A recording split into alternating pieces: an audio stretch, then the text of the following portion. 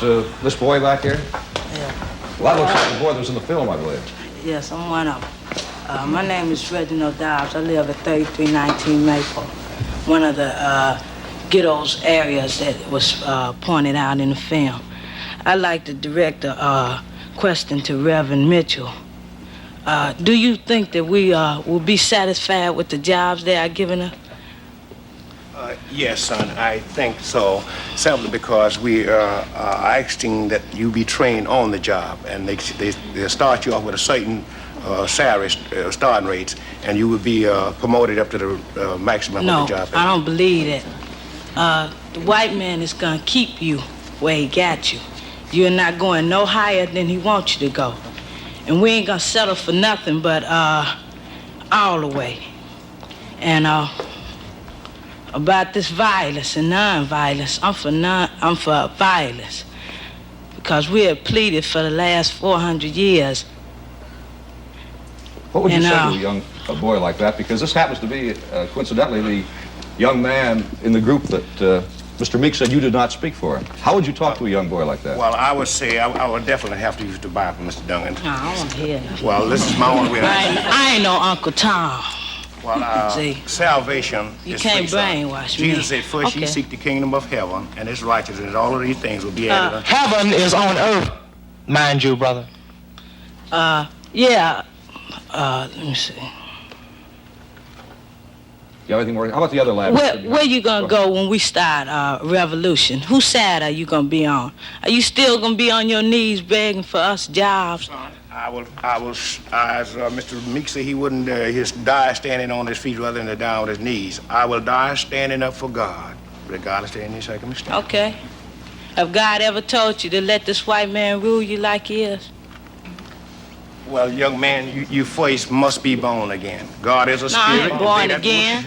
I ain't got to be born again. See, I was born in a new generation. Your mother could have brainwashed you, but can't nobody brainwash me. I'm ready. It's gonna take young boys like us to win the revolution. The white peoples realized today that they was wrong for enslaving the Negro. The great mass. May I finish? I'll wait. Why, if you so militant and so intelligent, why don't you keep your mouth shut? I'll tell you why, Reverend Mitchell, because I'm sick and tired of you standing up there on a television camera, a black man with a white heart and a white face. You're a black Anglo-Saxon, you're a disgrace to the race to stand up about a white man loving you. Ask Medgar Evers' wife. Ask the parents of the 3 civil rights workers in Mississippi. Ask Jimmy Lee Jackson's mother. Understand? Ask Grace Louise's 5 children who were shot in the head because he's riding with a black boy in the car. You stand there and talk like an unmitigated fool. I thought you were more intelligent. I'm intelligent enough that I don't want to listen to your dribble. May I finish? Well, let him make his one statement. That's all right. Fine. Go ahead, son. As I was going back to see, he pointed out for me I could go back when I want to. Go back to where? Huh? Because you weren't free. You can go any place you like. Go anywhere Sir, you could want. you stand up? We can't hear you. Could you stand up over there by the microphone? You mean to Africa? Do you mean to Africa? Do you mean to Africa?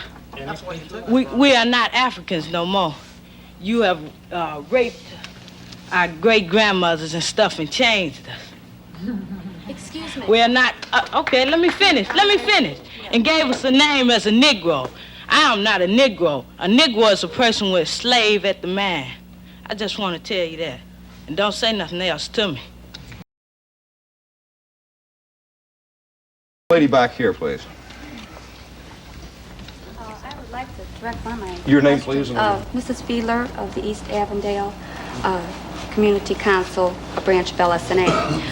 Mr. Meek, I recognized much of your film. Is this the 3100 block of Maple? 33 and 32. Fine. 32 was where I was raised. Looks quite familiar as it did when I lived there. Marshall School still looks the same also. And there was more than 75% colored when I went there. You know, we got along great. All of us got along together very well. I recall very few colored and whites fighting. We were friends. When there was any arguments or fights, as there usually is, as you call it, the ghetto, we seemed to stick together. The colored stuck up for the white, and the white stuck up for the colored. Well, they couldn't have a time like I have. They have to be Uncle Tom. Well, what is your point, No, ma'am? Do you feel that the I arose Yes. from this neighborhood. I lived in the slums. I'm not ashamed of it. You know, nobody helped me get where I'm at. I scrub floors. I scrub floors. It doesn't make any difference. The friends that I graduated with have jobs and homes just as I have now. And they were colored. And they had a chance. They sat right next to me in class. The teacher listened to them just like she listened to me. And it was that same house that you showed me on that film. So then, I am the same as these boys here. Because I seen little white kids as well as colored kids together digging out of garbage cans. Not separately. Together, we walked the alley. We walked Madison Street. We tripped over probably the same drunks in front of Rothschilds that are still there now. So what about me? Am I a poor white person? God help me, give me mercy. I want white power then. I'm sure you do, and you should have it, baby. You got it. Broadway? What about Clark Street? What about Wilson Avenue? Well, you want to let me address myself, too? Where the ignorant white people are. What about them? We they have got their a own problem, problems, too. baby, and I think that the black people should have white power. I'm talking about black. You see, talking to you is an exercise in futility. Let's get this clear. I'm not talking about white people. Man, you solve your problems. You use force or violence, whatever necessary solve it, and I don't blame you. And if I had the thing you had, I wouldn't want to give it up either. Do we come and march and you say, look at our poor people, look at our hungry No, babies? you don't have to come because we can't solve your problem. You have to solve your own, and we want to solve our own. By violence? Who said anything about violence? Everybody here is talking about violence, but He that's said me. he believes in violence. I want to know Doesn't he have a right why. to? They're going to take him in a few years and teach him to kill with the best weapons available. They taught my brother to kill, too. Okay, so let's ask the United States government about violence, baby. They live on it. They thrive on it. Well, They're invested in it. This is the most America. violent society in the world that you run, baby. Why is You there so hung many black men Americans? up by their heads and cut their bodies to pieces. You burn women Did to you death. see 'em? Yes, I got the pictures on my wall. I was tied to a tree by the Klan and had a knife run through my body. You never seen white people See. killed, though. White people, I'm not worried about them. Fifth Avenue and Kedzie and I watched them die in front of me That's tough. as a kid. That's tough. That's tough. But we're talking about black power, black society, That's all we hear. divorce So from you white wanna hear society. somebody else's You were side. here at a town You're meeting. the Go only home if you don't want to hear, baby. Go You don't home. want to hear. Because we don't need you. You don't want to hear us, Mr. then you Speaker. go. No. I'll let the lady speak because Mr. Meeks is a little louder in his voice. I think this is a very interesting point, and you know, it's an amazing coincidence that you did live in that immediate area because we had no idea that was going to be the. Exactly. That street, Do you that still live in the block. area? No, I don't.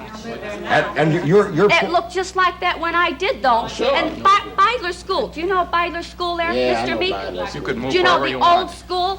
Yeah, I The know old those. one with the wooden floors? Yeah. I walked on them. There's a new Well, school you want a there now, medal? isn't there? You want a medal I didn't something, get baby? no new schools, but You want a I'm medal? not complaining. Give it a CMH. Let's let her She's for a white person. Hold it, Mr. Meeks. You're the one that's crying the loudest. Who's I'm crying, chiming baby? I'm in not with you. crying. I'm Do chiming you know the in. difference between defiance and a cry? You're talking to a black man, baby. I don't cry to white I folks. talk to 'em all I'm my talking to my life. people, not even to I you. talk to them all Hold my it, Mr. life. Meeks. So you're singing the Wait, hold blues. it, But you're hold it. blaming us. We got a right to Blaming stand you? up and defend ourselves, Defend too. yourself. I glory in your Now, spunk, let her, baby. hold it, Mr. Meeks. But wipe the blood off your hands Hold before it. you There ain't slam. no Hold it. blood on mine. All right, ma'am. You got the pictures. I haven't. All right, hold it, Yeah, folks. No, well, I'm conscience is not bothering guilty of Ma'am, I'd nothing. like to let you say this very succinctly. Are You're- we wrong because we're white? Yeah, Are we wrong? yeah. Well, then maybe the shoe's on the other foot now. Well, your men seem to like our women so much we get a little confused. What do you mean? What do you mean? All right, we're going. Yeah. I will in a second, but I just want to clarify this. Your point simply is this, ma'am. You believe that when you lived in the neighborhood where Mr. Meek Yes. does, there were 75% Negro then, and you say that the friends that you went to school with, as well as yourself, worked their way out of the ghetto. That's right. And you believe that anybody can do it if they want to? That's right. That's ridiculous. I have a point. All right, let's let this gentleman back here. Here's a. Fire yourself, sir. I'm Reverend Emmett G. Davis, the Executive Director of the North Suburban Organization for Fair Housing. There are a couple of points that I want to speak to, particularly to get back to originally the way we started out. Yes. We're caught now in this trap between whether we're going to follow Dr. Martin Luther King with a nonviolent approach or whether we're going to follow my friend Russ Meeks here with a violent approach. We're at a loss to know what to do. We tried Dr. King. We're afraid to try Meeks. Are you So afraid what to try do we do? me?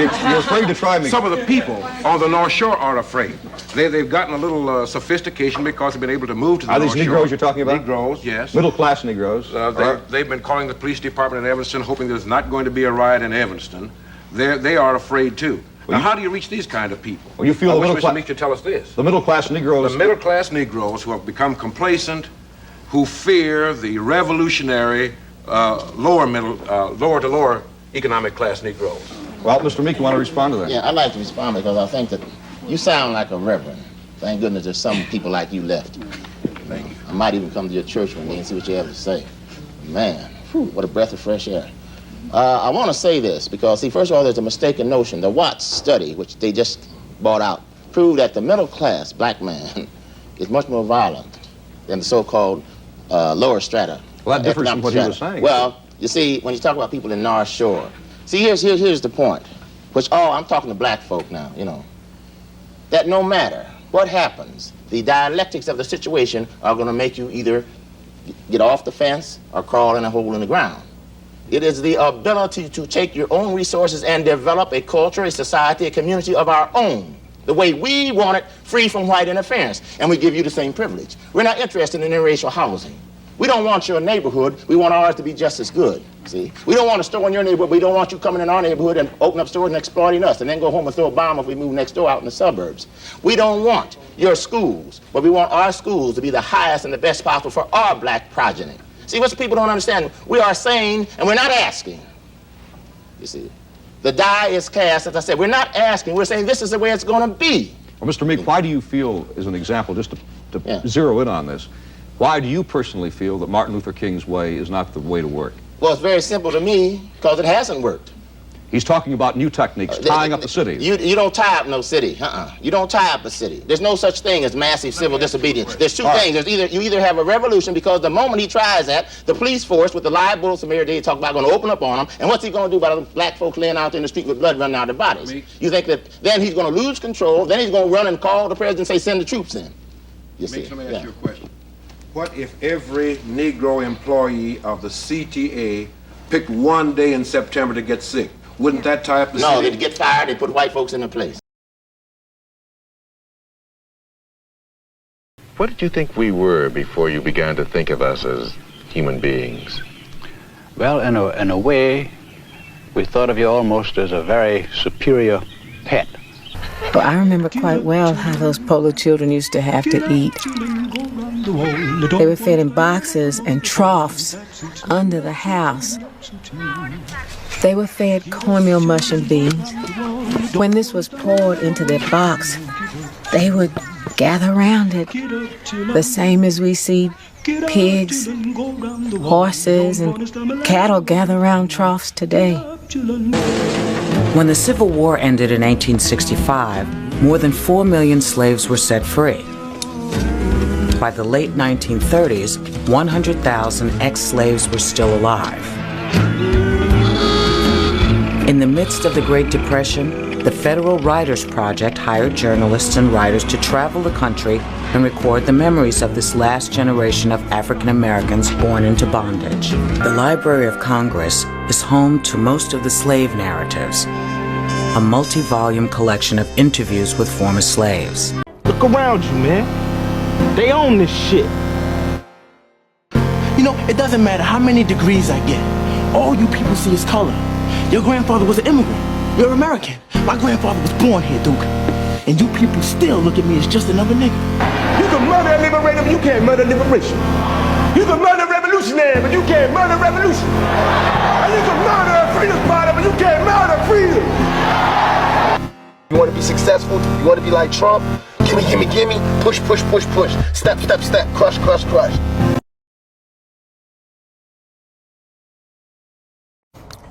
When you ready. Alright, rolling, ready. Alright, man. So, Goon, y'all know who I am, Captain O'Goon, George Jackson. You know what I mean? The spirit of the ancestors today guided us on a mission today because we have another brother who in Portland, Oregon, who was assaulted by 3 white males. We not know if they white supremacists, we don't know, but we know there are 3 white males. So we have to get out here for the brother and really make a statement that we are not longer going to be marching and holding up signs or anything like that. You know what I mean? We seen what the ACF did and everything else, you know what I mean? So we are out here to protect and hold our people down. What's up, nephew? And hold our people down, you know what I mean? And we ain't going for no more of this marching and holding up signs and stuff. You attack people, black people